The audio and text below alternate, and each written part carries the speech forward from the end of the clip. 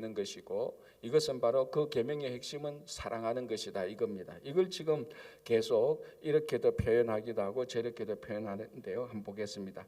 자, 4장 7절 사랑하는 자들아 우리가 서로 사랑하자. 사랑은 하나님께 속한 것이니 사랑하는 자마다 하나님으로부터 나서 하나님을 알고 되어 있습니다. 자, 이 알고 머리로 아는 것 그리고 경험으로 아는 것. 자, 예를 들어서 우리가 자식이 7살, 8살짜리가 나는 엄마 마음이 어떤지 다 알아요. 이거 엄마들이 알 수 있으면 이걸 엄마들이 그 말을 받아들일 수 있습니까? 7살짜리, 8살짜리가 엄마 마음을 어떻게 다 알겠습니까? 그러나 20살, 21살 돼도 엄마 마음을 다 모릅니다. 가장 엄마 마음을 알 수 있는 방법은 자기가 엄마가 되는 거죠. 그러니까 그러니까 자기가 엄마가 됐다고 해서 엄마에 대한 이론이나 지식을 더 많이 가지는 거 아닙니다. 엄마에 대한 이론이나 지식은 공부하면 되는 거예요. 학자들이 발표한 거 쭉 이야기 들어보면 엄마는 이렇구나 이렇구나. 공부하면 되는 거, 공부해서 아는 것하고 경험해서 아는 것하고는 완전히 다르지 않습니까? 자, 우리가 하나님을 아는 거, 성경 공부에서 하나님을 알 수가 있어요. 하나님은 이런 분이구나. 하나님은 천지를 창조하신 분이구나.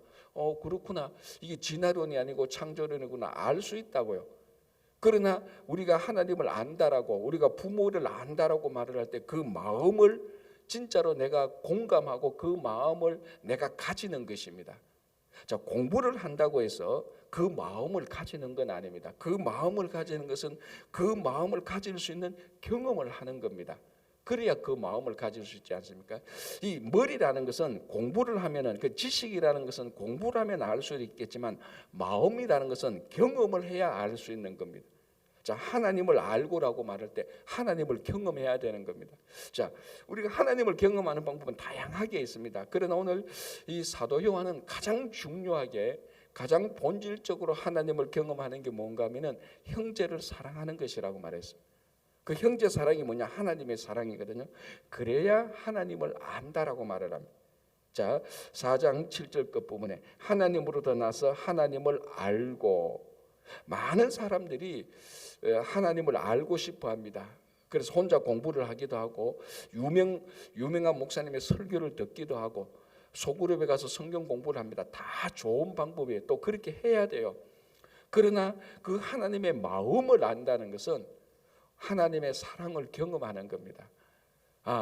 예수 그리스도께서 십자가에서 나를 돌아가셨구나. 그 마음, 그 믿음을 가질 때 그 마음을 알고 이거를 가지고 형제를 사랑하게 될 때 왜 하나님이 나를 이만큼 사랑하셨는가를 알게 되는 겁니다. 이제 사실은 이 내용이 계속해서 반복되는 것하고 마찬가지죠. 자, 8절 사랑하지 아니하는 자는 하나님을 알지 못한다. 이는 하나님은 사랑이다. 자, 했던 말이죠. 하나님은 사랑이기 때문에 그 사랑을 경험하지 못하면 하나님의 본질을 알 수가 없는 것입니다. 물론 이 사랑이 모든 것을 다 한다는 거 아니에요. 하나님은 뭐 역사를 운행하시고 천지를 창조하시고 이런 것은 이 자연과 역사를 보면서 우리가 하나님을 알 수가 있습니다. 그러나 그 하나님의 마음의 본질은 우리가 그 사랑을 경험하게 될 때 알게 되는 것이죠. 자, 9절 보겠습니다. 하나님의 사랑이 우리에게 이렇게 나타나신 바 되었으니. 자, 요한 1서에서 나타났다는 말은 중요하다고 말했습니다. 그죠? 왜?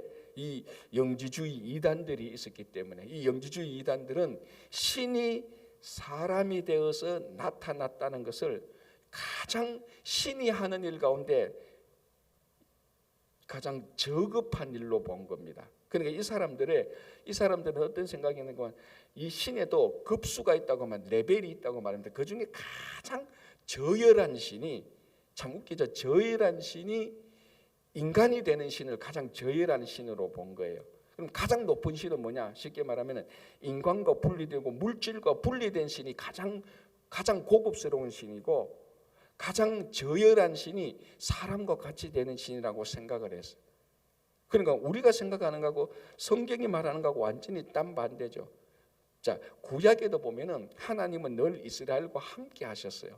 그게 임마누엘의 하나님 아닙니까? 그게 실제로 우리 육신을 입고 오신 분이 예수 그리스도입니다. 자, 이게 성경이 가리키는 하나님의 본체고 하나님의 모습인데, 이 영지주의 이단이라는 것은 그런 신은 우리말로 그런 신은 별 볼 일 없는 신, 진짜 높은 신은 이 인간과 물질과는 완전히 분리된 신. 그게 이제 이론화된 게 영지주의 이단들입니다. 그래서 이게 가장 큰 문제가 뭐냐고, 가장 큰 그 문제가 무엇이냐고 제가 얘기를 했죠. 그러면은 우리 육신과 물질 이런 것을 다 무시하게 되는 거예요. 여러분, 우리 육신과 물질을 우리 성도들은 무시하면 안 돼요. 하나님께서 우리에게 주신 육신이고, 이 육신으로 주님의 일을 봉사를 하는 거예요. 그리고 하나님께서 주신 우리 물질, 이 물질을 가지고 하나님의 나라를 위해서 사용하는 거예요. 그리고 이것은 하나님께서 우리에게 주신 것인데 이걸 무시할 수가 없죠. 자, 그래서 이 사도 요한은 그런 잘못된 가르침, 거짓 교사들, 이단들을 배격하고 물리치기 위해서 이 요한일서를 썼다라고 제가 한두 번 얘기를 한 겁니다. 그렇게 보면 이 요한일서에서 무엇이 중요한 거면, 어떤 하나님이 중요한 거면, 하나님은 사람과 물질과 세상과 분리된 하나님이 아니고, 하나님은 우리를 너무나 사랑하셔서 우리를 구원하시기 위해서, 그래서 심지어 우리와 똑같은 사람이 된 하나님, 그래서 진짜 하나님이 사람으로 나타나셨다는 거예요. 그게 누구냐? 예수 그리스도 아닙니까? 그래서 앞에서도 계속해서 요한일서에서 가장 나쁜 이단, 가장 잘못된 가르침은 뭐라고 말했습니까? 예수가 그리스도이심을 부인하는 자, 그리고 예수가 이 땅에 오신 성육신을 부인하는 자, 그게 가장 나쁜 교사들이고 가장 나쁜 이단이라고 말을 했어요. 자, 그래서 9절, 하나님의 사랑이 우리에게 이렇게 나타나신 바 되었으니 하나님이 자기의 독생자를 세상에 보내심은 그로 말미암아 우리를 살리려 하심이라. 자, 그러면은 이렇게 우리가 질문할 수 있지 않습니까? 좋습니다. 하나님이 인간이 되신 것 좋습니다. 그거 인정합니다. 왜 그러면 하나님이 인간이 되셨죠? 왜 하나님이 인간이 되셨죠? 여기 나오지 않습니까? 우리를 살리려고. 왜? 우리는 죄인이 있기 때문에. 자, 이거 뭐 우리가 왜 죄인이냐 아니냐, 이건 이제 따질 계제가 아닙니다. 이거는 성경이 말하는 명백한 사실입니다. 우리가 죄인으로 태어난 거예요. 내가 흑인으로 태어나고 아시아인으로 태어나고 백인으로 태어난 거, 이거는 태어난 아이가 따질 게 아니에요. 나는 백인으로, 아시안 한국인으로, 미국인으로, 그리고 흑인으로 태어났으면 그걸 자기가 인정하고 그 자기가 태어날 때부터 가진 것을 어떻게 잘 살까, 거기에 관심을 가지지. 평생 나는 왜 흑인으로 태어났어, 나는 왜 백인으로 태어났어, 왜 부모가 저래, 그거 생각하면 인생 다 낭비하는 거예요. 그 죄인이라는 것은 이거하고 마찬가지입니다. 우리는 근본적으로 죄인으로 태어난 거예요. 왜 나는 죄인으로 태어나서 나 싫어, 그거 따질 게 아니고, 그러면 죄인으로 태어났으면은 가장 중요한 건 뭡니까? 이 죄인이 어떻게 살아야 될까? 이 죄인이 정말 하나님이 보시기에 의롭게 될까? 여기에 관심을 가져야 되는 겁니다. 그래서 죄인은 궁극적으로 죽을 수밖에 없습니다. 이것을 하나님께서 해결하시기 위해서, 하나님의 그 사랑 때문에 우리를 해결하시기 위해서 우리 죄를 다 짊어지시려고 죄 없는 인간으로 오셔서 우리 죄를 다 지시고, 그분이 죄인이 되어서 십자가에 달려 돌아가셨다가 부활하신 것입니다. 자, 이게 뭐 예수 그리스도의 사역이고 그게 복음이고, 계속해서 모든 사도들이, 제자들이, 그리고 우리들이 전거하는 복음 아닙니까? 그래서 왜 그러면 왜 하나님이 사람이 되셨습니까? 정답은 하나입니다. 우리 때문에, 우리를 살리려고. 이것이 복음의 핵심입니다. 그래서 오늘 사도 요한은 말합니다. 다시 9절, 하나님의 사랑이 우리에게 이렇게 나타나신 바 되었으니 하나님이 자기의 독생자를 세상에 보내심은 그로 말미암아 우리를 살리려 하심이라. 이게 사랑이죠, 그죠? 자, 그래서 10절에 사랑은 여기 있으니 우리가 하나님을 사랑한 것이 아니요 하나님이 우리를 사랑하사. 자, 앞에 19절을 한번 보시기 바랍니다. 19절, 2장 19절이요. 2장 19절, 잠깐만요. 지금 헷갈린 12절,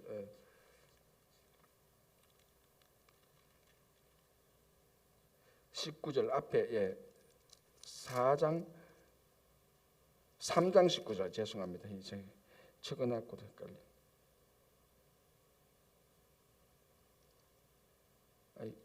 이게 죄송합니다. 2장 하나님이 우리를 먼저 사랑했다. 여기 지금 제가 적어놨는데 헷갈리는데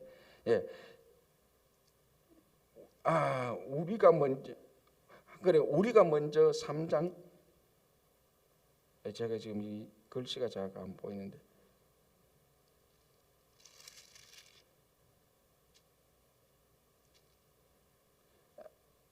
죄송합니다. 4장 19절 제가 그 뒤에 건데 죄송합니다. 4장 19절 보시기 바랍니다. 우리가 사랑하면 그가 먼저 우리를 사랑하셨음이라고 되어 있습니다. 그러니까 우리가 사랑할 수 있는 근거는 하나님이 먼저 우리를 사랑했다는 거죠. 자, 그래서 4장 10절도 똑같죠. 사랑은 여기 있으니 우리가 하나님을 사랑한 것이 아니요 하나님이 우리를 사랑하사. 그러니까 우리가 사랑한 것은 하나님이 먼저 우리를 사랑했기 때문에 이게 굉장히 중요한 건데 우리가 사랑할 수 있는 그 근본이 그 근원이 바로 하나님이 우리를 먼저 사랑했다는 겁니다. 그래서 우리가 그 사랑을 본받아서 사랑하는 것이 당연한 건데요. 자, 11절 보시기 바랍니다.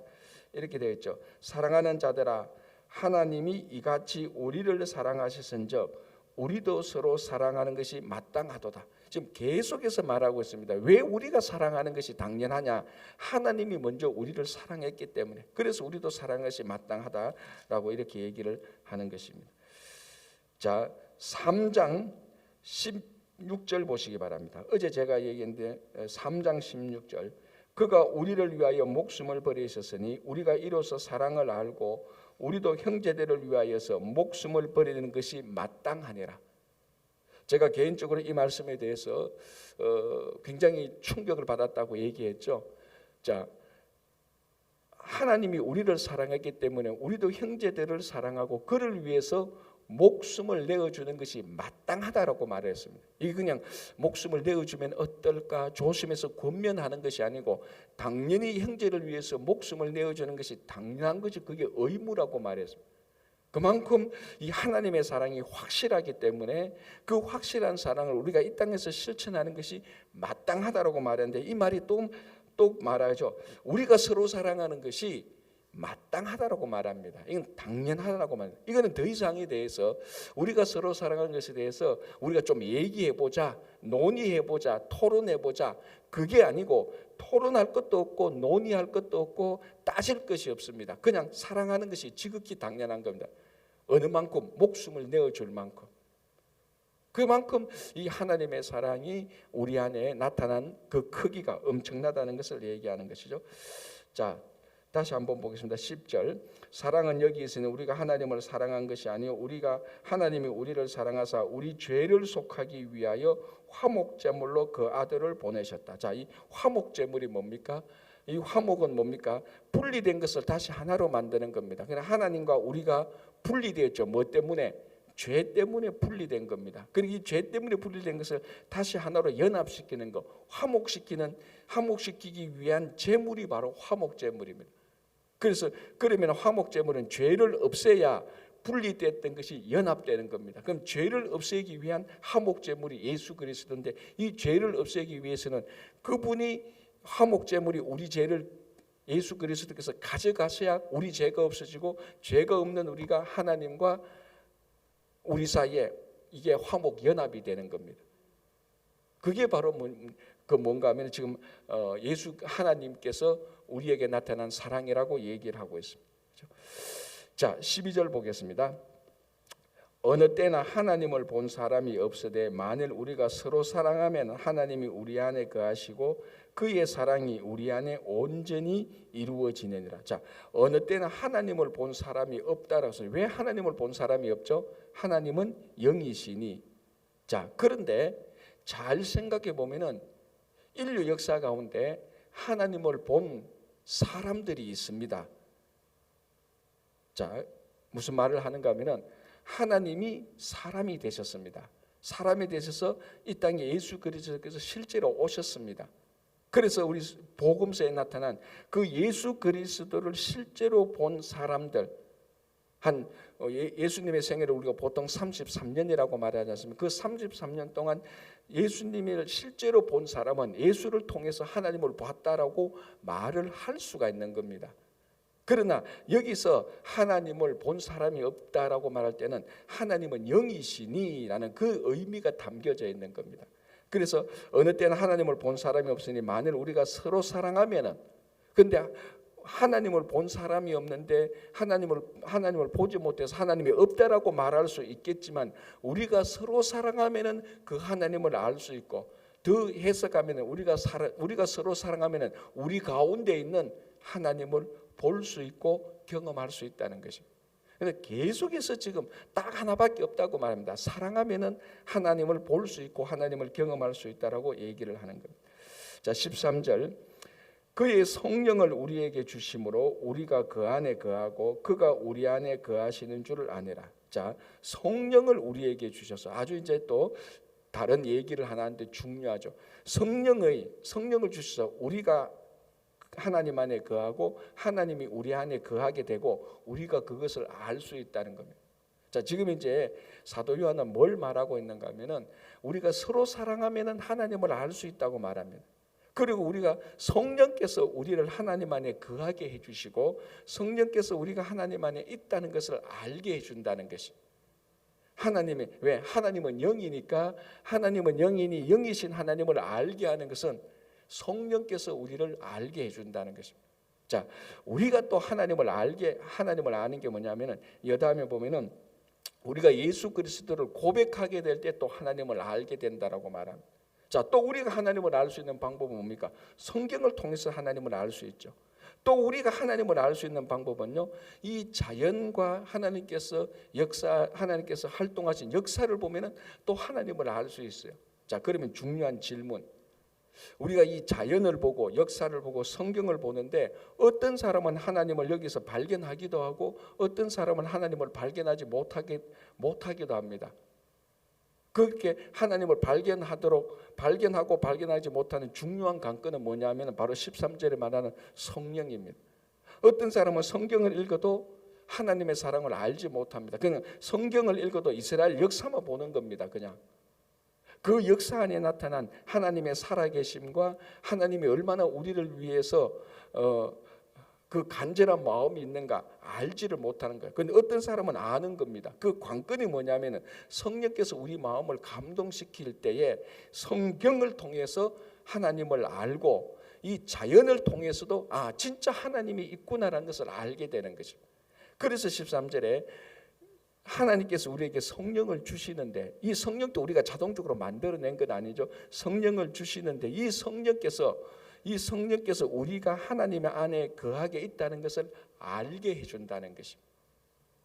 자, 그런데 이제 이 당시 다른 거짓 교사들은 성령하고 상관없습니다. 그 사람들은 어떻게 하나님을 안다고요? 자기들이 만들어 놓은 비밀 단체에만 들어와서 신기한 또는 신비한 영적인 지식을 가지면 하나님을 안다라고 말합니다. 여기서는 성령께서 하나님을 알게 하고, 그리고 하나님의 사랑을 우리가 행하면은 하나님을 알게 된다고. 그리고 완전히 거짓 교사들이, 이단들이 가르치는 것하고 사도 요한이 말하는 것은 본질부터 다른 것이. 그래서 이게 지금 우리가 늘 고백하는 그런 일들을 얘기하는 겁니다. 자, 다시 한번 볼게요. 13절 15절을 볼게요. 13절. 그의 성령을 우리에게 주심으로 우리가 그 안에 거하고 그가 우리 안에 거하시는 줄을 아느니라. 15절. 누구든지 예수를 하나님의 아들이라 시인하면 하나님이 그의 안에 거하시고 그도 하나님 안에 거하시느니라. 자, 그런데 우리가 어떻게 예수가 하나님의 아들이라고 하는 것을 시인하게 됩니까? 사도 요한이 아니고 사도 바울이 뭐라고 말했습니까? 성령으로 아니하시고는 예수를 주시라고 할 수 없다 그랬습니다. 자, 바울이 말했는 거라고 요한이 말했는 거하고 전혀 다르지가 않습니다. 같은 말을 하는 겁니다. 그러니까 예수 그리스도를 경험했던, 예수님과 함께 있었던 이 요한은 예수님의 제자 아닙니까? 그리고 바울은 예수님의 12 제자는 아니지만 부활하신 예수 그리스도를 만난 사도 아닙니까? 그러니까 사도 바울과 이 사도 요한이 하는 말이 똑같습니다. 성령께서 우리를 감동시켜서 예수가 그리스도라는 것을 고백하는 사람, 그게 진짜 하나님께 속한 사람이다라고 말. 이것 외에 어떤 다른 그럴싸한 말을 하더라도 그것은 다 거짓들이고 이단들이라고 얘기를 하는 겁니다. 그래서 우리가 예수를 하나님의 아들이라고 고백하면 그 안에 거하게 된다라고 얘기를 합니다. 자, 14절 보겠습니다. 그 중간에 있는 14절. 아버지가 아들을 세상의 구주로 보내는 것을 우리가 보았고 또 증언하노니. 자, 사도 요한은 실제로 아들을 보았습니다. 예수 그리스도를 3년 동안 봤고 경험했습니다. 그것을 보았고 증언한다라고 말을 합니다. 이것 오늘날 교회의 사명이 똑같죠. 우리가 성경을 통해서 성령께서 역사하시는 그 사역을 통해서 성령께서 성경을 통해서 우리에게 증언하시는 예수 그리스도를 우리가 알고 믿고 경험함으로 이제는 우리가 이 예수를 세상에 증거하는 겁니다. 그게 교회와 성도의 사명입니다. 자, 16절 보겠습니다. 하나님이 우리를 사랑하시는 사랑을 우리가 알고 믿었노니 하나님은 사랑이시라. 사랑 안에 거하는 자는 하나님 안에 거하고 하나님 또 그의 안에 거하시니라. 계속해서 지금 같은 내용을 얘기하는 겁니다. 자, 18절 보겠습니다. 사랑 안에 두려움이 없고 온전한 사랑이 두려움을 내쫓나니 두려우면은 형벌이 있습니다. 두려워하는 자는 사랑 안에서 온전히 이루지 못하였느니라. 우리가 19절 우리가 사랑하면 그가 먼저 우리를 사랑하셨습니다. 자, 사랑 안에는 두려움이 없다라고 말합니다. 그죠? 우리 부모가 자식을 사랑할 때 여러분 요즘 동영상이나 이런 거 보면은 제가 언젠가 한 몇 개월 전에 봤는데 동영상을 봤는데 곰이 미국의 어느 켄터키인가요? 어느 촌에 울타리가 있는데 그는 컨트리 같은 사슴, 곰 이런 게 나타나지 않습니까? 곰이 울타리를 어떻게 너무 들어왔는지 어떻게 들어왔는지 이렇게 들어왔는데 자기 아이 한 2살짜리 겨우 걸음 걷는 2살짜리를 큰 곰이 해치려고 하니까요. 부모가 갔어요. 그 곰을 짝대기 같은 거 있지 않습니까? 엄마가 가서 짝대기 같은 걸 그 곰을 후려쳐서 쫓아내더라니까요. 그게 어떻게 동영상이 찍는 아마 그 집에 CCTV나 이런 걸로 해서 나타났는데요.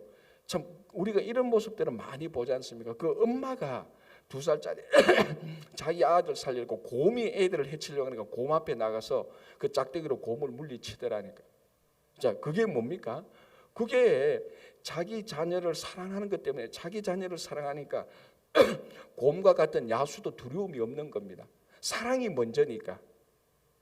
마찬가지로 하나님께서 우리를 사랑하고 우리가 하나님을 사랑하면은 이 세상에 어떤 두려움이나 걱정, 염려가 없는 겁니다. 그 사랑 안에 거하니까.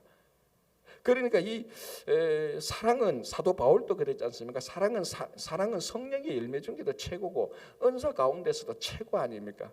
그리고 그걸 똑같이 사도 요한이 말하는 겁니다. 계속해서 사랑을 말하는데 우리는 과연 그러면은 그 사랑을 알고 하나님의 사랑을 알고 그 사랑 우리 삶 속에 얼마나 사랑이 있는가 이 요한 1서를 통해서 계속 우리들에게 묻고 있는 겁니다. 자, 20절 보시기 바랍니다. 누구든지 하나님을 사랑하노라 하고 그 형제를 미워하면 이는 거짓말하는 자니 보는 바 그 형제를 사랑하지 아니하는 자는 보지 못하는 바 하나님을 사랑할 수 없느니라. 자, 우리가 잘 알고 있는 내용 아닙니까? 당신이 하나님을 사랑한다고 말하면서 보이지 않는 하나님을 사랑한다고 말하면서 보이는 형제를 사랑하지 않는다는 것은 뭐라고 말합니까? 거짓말이라고 말을 합니다. 자, 우리가 이 새벽에 나오고 주일날 예배 드리러 오는 사람들의 누구에게 물어봐도 다 이런 대답을 할 겁니다. 하나님을 사랑합니까? 라고 말하는데 나 하나님을 사랑하지 않아요 라고 말하는 사람은 한 명도 없을 겁니다. 그래도 교회에 오는 사람, 특별히 새벽 기도는 당연하고 주일 예배도 마찬가지입니다. 자, 그러면은 하나님을 사랑합니까? 라고 말하면은 다 하나님을 사랑한다고 말합니다. 그럼 형제 자매를 사랑합니까? 라고 말하면은 거기는 또 이제 대답할 수 있는 사람이 많지 않죠. 사랑하는 사람보다 미워하는 사람이 더 많을 수도 있지 않습니까? 그러면은 하나님을 사랑한다는 것은 형제를 사랑하는 거하고 똑같은 말이다. 자, 이거는 이미 예수님께서 우리에게 하신 말씀입니다. 자, 그래서 21절 보시기 바랍니다. 우리가 이 계명을 주께 받았나니, 무슨 계명? 형제를 사랑하는 계명을 주께 받았다고 말합니다. 자, 요한복음 13장 한번 보시기 바랍니다. 앞에 있는 요한복음 13장. 요한복음 13장은 똑같은 요한 1서를 썼던 사도 요한이 똑같이 썼던 거죠. 요한복음 13장 34절 35절 한번 보겠습니다. 요한복음 13장 34절 35절. 자, 우리 다 같이 한번 읽어보겠습니다. 시작. 새 계명을 너희에게 주노니 서로 사랑하라. 내가 너희를 사랑한 것 같이 너희도 서로 사랑하라. 너희가 서로 사랑하면 이로써 모든 사람이 너희가 내 제자인 줄 알리라. 자, 이거 예수님께서 서로 사랑하는 계명을 주었습니다. 이 계명의 이름을 새로운 계명이라고 말을 했습니다. 자, 그리고 오늘 본문 요한일서 4장 21절 보면 이 계명은 주께 받았다. 그러니까 사도 요한이 이거는 내가 곰곰이 생각하고 내가 살아봐서 경험한 것을 너희에게 말한다. 형제를 사랑하라. 그게 아니라는 겁니다. 이 계명은 주님께 내가 직접 받았다. 그 요한복음 13장 14절 보니까 사도 요한이 있을 때, 제자들이 있을 때 예수님께서 직접 이 계명을 준 겁니다. 서로 사랑하라. 어떻게? 내가 너희를 사랑한 것 같이 너희도 서로 사랑하라. 이 계명을 사도 요한이 받았고 이 받은 계명을 전달하는 겁니다. 이 계명이 지금 2000년 동안 흐르면서 우리에게 온 겁니다. 우리 역시 또한 이 계명을 다음 세대에 전해줘야 되는 거죠. 문제는 뭡니까? 계명을 전해주기 이전에 이 계명을 실천해야 되는 겁니다. 그러니까 무슨 소리를 해도, 제가 오늘은 이 요한일서 말씀을 하면서 무슨 소리를 해도 어떻게 표현을 해도 사랑이라는 이 영역에서 벗어날 수가 없는 겁니다. 그만큼 지금 이 사도 요한은 이 요한일서를 통해서 우리에게 사랑하라, 그게 본질이다라고 얘기를 하고 있습니다. 그렇죠? 자, 다시 한번 21절을 보겠습니다. 우리가 이 계명을 주께 받았나니 하나님을 사랑하는 자는 또한 그 형제를 사랑할지니라. 똑같은 말입니다. 그렇죠? 자, 5장으로 넘어가 보겠습니다. 이렇게 되어 있습니다. 예수께서 그리스도이심을 믿는 자마다 하나님께로부터 난 자니 또한 낳으신 이를 사랑하는 자마다 그에게서 난 자를 사랑하느니라. 그러니까 예수님이 그리스도인 것을 믿는 자는 하나님을 사랑하는 자고, 그러니까 예수님을 믿는 자는 하나님을 사랑하는 자고, 또 하나님을 사랑하는 자는 또 그 다음에 보면 계명을 지키는 자입니다. 3절 보겠습니다. 하나님을 사랑하는 것은 이것이니 우리가 그의 계명을 지키는 것이라. 자, 그러면은 계속 지금 이야기가 이쪽으로 올랐다가 불쑥 왼쪽 오른쪽 이렇게 얘기하는데 딱 이렇게 됩니다. 예수님을 믿습니까? 믿는 자는 예수님을 사랑하는 겁니다. 예수님을 사랑하는 자는 그의 계명을 지키는 겁니다. 이것이 별개로 분리된 것이 아니고 똑같은 말입니다. 우리가 주님을 믿습니까? 십자가의 사랑을 믿습니까? 믿는다면 하나님을 사랑하는 것이고, 하나님을 사랑하는 그의 계명을 지키는 겁니다. 반대로도 똑같습니다. 그의 계명을 지킵니까? 하나님을 사랑합니까? 그럼 그의 계명을 지키십시오. 그의 계명을 무엇을 지켜야 됩니까? 형제를 사랑하십시오. 그겁니다. 자, 다시 3절. 하나님을 사랑하는 것은 이것이니 우리가 그의 계명을 지키는 것이라. 그의 계명들은 무거운 것이 아니로다라고 되어 있습니다. 그의 계명은 무거운 것이죠. 자, 그러면은 우리가 한번 실제로 여기서 이 계명, 서로 사랑하라는 계명, 이 계명은 다른 모든 계명들을 다 포함하는 겁니다. 자, 예수님께서 우리에게 주신 게 가장 큰 계명은 서로 사랑하라는 거지만, 또 우리가 산상보훈이나 예수님께서 말씀하신 그 복음서를 보면은, 아니 더 범위를 넓히자면은 하나님께서 우리에게 주신 십계명, 더 범위를 넓히자면은 구약에 나타난 그 계명들.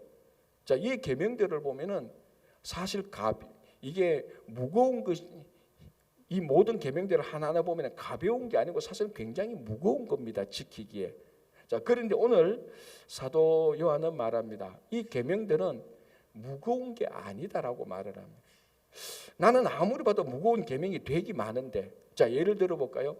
내 오른쪽 밥을 떼면 왼쪽 밥을 내어주라. 너에게 오리를 가고자 말한다면 십리를 가라. 이게 가벼운 계명입니까? 결코 가벼운 계명이 아니지 않습니까? 네가 한 대 맞으면 그 대받아서 두 대를 쳐라. 이게 가벼운 계명이지. 내 오른쪽 뺨을 맞으면 왼쪽 뺨을 돌려대라. 이건 결코 가벼운 계명이 아니고 굉장히 무거운 계명입니다. 그런데 오늘 사도 요한은 그가 우리에게 말하는 계명은 무겁지 않다라고 말합니다. 왜 무겁지 않을까요? 이제 그 앞에 말이 핵심이죠. 사랑하는 계명. 그리고 사랑하는 자에게는 진짜 하나님을 사랑하는 자, 형제를 사랑하는 것인데, 자 여러분, 이 모든 계명들이 하나님에 관한 계명이고 사람에 관한 계명입니다. 자, 구약에 나타난 모든 계명들이 딱 두 가지로 분류할 수 있어요. 하나님에 관한 계명과 사람에 관한 계명들입니다. 그런데 오늘 이 계명을 지키는 자, 이 계명을 지키는 자는 누군가 하면 하나님을 사랑하는 자고 사람을, 형제 자매를 사랑하는 자입니다. 다시 말하면 더 줄이면 사랑하는 자입니다. 사랑하는 자에게 사랑하는 사람을 위해서 지키는 계명이 하나도 무겁지가 않죠. 그렇지 않습니까? 진짜로 사랑하는 사람을 위해서 계명을 지키는 것은 하늘의 별을 딸 수 없어서 그렇지, 하늘의 별 따는 것도 뭐 무겁겠습니까? 진짜로 사랑한다면. 그런데 사랑하지 않으면은 손가락 하나 움직이는 것도 무거운 계명이에요. 그러니까 여기서는 이 계명 자체가 무겁다 가볍다는 게 본질이 아니고, 하나님을 사랑하고 형제 자매를 사랑한다면은 그를 위해서 하는 모든 일은 결코 힘든 게 아니다, 이 말입니다. 뭐 어려운 말이 아니지 않습니까? 그죠? 여러분, 어떤 사람은 주님의 일을 굉장히 기쁘게 봉사합니다. 그리고 어떤 사람은 조그마한 일 하나도 너무 힘들고 컴플레인하고 불만을 해요. 그 모든 본질은 진짜로 딱 하나입니다. 뭐 여러 가지 우리가 다른 이유들도 따질 수 있겠지만 그 모든 본질은 딱 하나예요. 진짜 하나님을 사랑하고 형제를 사랑한다면 그 봉사하고 섬기는 일이 하나도 무겁지 않습니다. 하나도 무겁지 않아요. 그러나 그 사랑이 없으면 조그마한 일 하나라도, 복도에 있는 휴지 하나를 줍는 것도 귀찮고 힘들어요, 그게. 그래서 오늘 여기서 3절 끝부분에 그의 계명은 무거운 것이 아니라 이렇게 말을 할 때, 계명을 쭉 적어가지고 야 이거 가볍네 이런 차원이 아니고, 어떤 계명이라도 하나님을 사랑하고 형제를 사랑하는 사람에게는 다 지킬 수 있는 그런 계명입니다.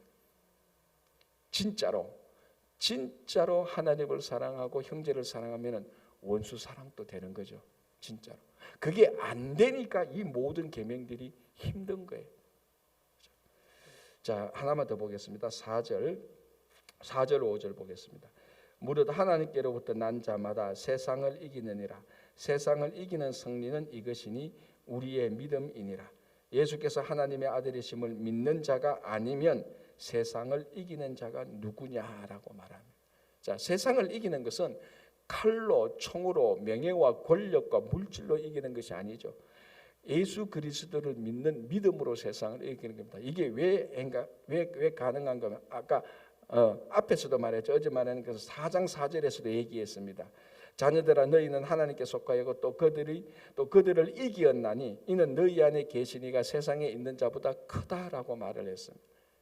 그러니까 우리가 세상을 이기는 것은 우리의 힘이 아니고 우리가 믿는 예수 그리스도께서 십자가 사건을 통해서 이미 모든 죄와 사탄을 이겼다. 그래서 제가 어제도 얘기하지 않습니까?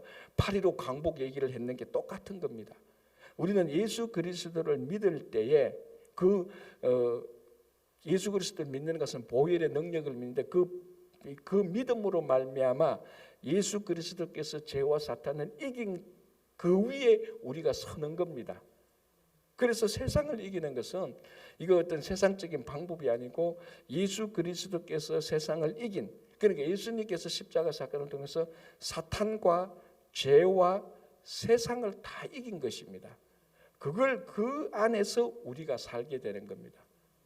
그런데도 어제 말씀드린 거 한 번 더 반복하면, 그럼에도 불구하고 우리가 자꾸 죄에 걸려 넘어지는 이유는 본질적으로 사탄과 그거라기보다는 예수 그리스도를 믿는 사람은 죄와 사탄의 영향력이 남아있는 것, 그게 문제라고 말했습니다.